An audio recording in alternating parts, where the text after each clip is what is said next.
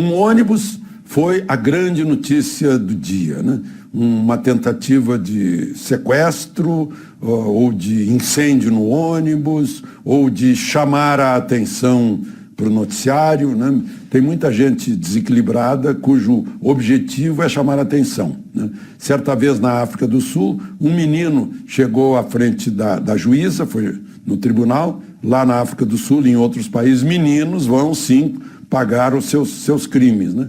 O menino, enquanto queimavam uma mulher numa fogueira de pneus e batiam na mulher, o menino pegou um pai e bateu também. Foi preso, levado à juíza e ela perguntou se ele conhecia a mulher. Ele disse que não, perguntou por que bateu. Ele disse que a televisão estava lá e ele queria aparecer na televisão.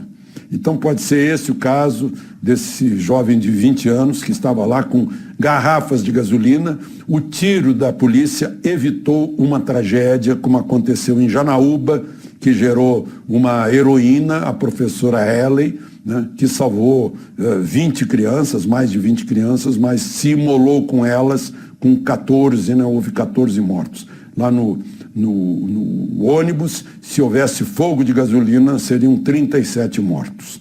Foi um trabalho muito bem feito pela polícia do Rio de Janeiro. Queria registrar isso e registrar também fato que antes era raro. Quando havia esse tipo de operação exitosa da polícia, prefeito, governador, presidente ficavam alheios, como se não fosse no país deles. Agora participam, estimulam os policiais, os agentes que arriscam a vida em defesa da lei e em defesa de vidas e propriedades alheias. Bom, falando ainda nisso, queria registrar que o Brasil extraditou o sequestrador do publicitário Washington Oliveto, mandando de volta para o Chile para cumprir pena.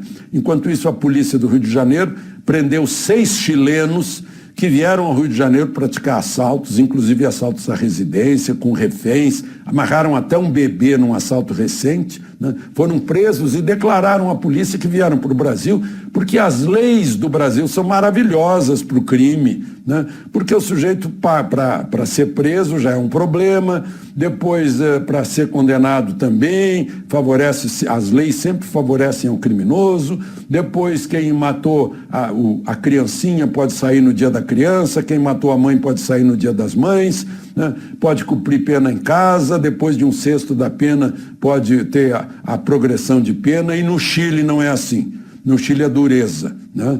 Por isso que eles vieram exercer a profissão nefasta aqui no Brasil. Num debate sobre mobilidade urbana, transporte urbano, eu fiz a mediação do debate, constatei que a situação está cada vez pior desde que eu comecei a cobrir isso há 50 anos, porque aumentou o número de automóveis, né, por causa da deficiência do transporte coletivo. E é um círculo vicioso.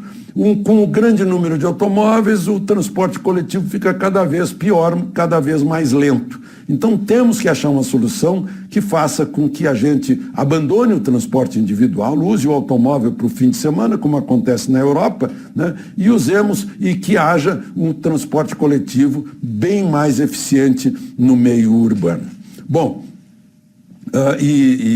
falando em questões políticas, né, o PSDB anuncia que sai Aécio e entra Alexandre Frota. O PSDB arquivou as tentativas de impedir que Alexandre Frota entrasse no partido e está estudando a expulsão de Aécio Neves, que já foi presidente do partido, governador de Minas e até candidato do partido à presidência da República. E, por fim, um registro, uma boa conversa entre o presidente do Supremo e o ministro da Economia para evitar a quantidade de processos envolvendo o INSS que entulham a justiça, né? São 7.000 processos novos por dia. Quase metade dos processos que tramitam na justiça ou estão encalhados na justiça envolvem o INSS. A saída é conciliação para evitar a maioria das questões, né? Para deixar que a justiça se preocupe mais com questões maiores e questões de maior profundidade. Uma boa conversa que vai fazer bem para as partes no judiciário e para os outros envolvidos no judiciário e para o próprio setor da justiça, né? Onde se concentram tantas queixas e tanta demora em solução de litígios. De Brasília, Alexandre Garcia.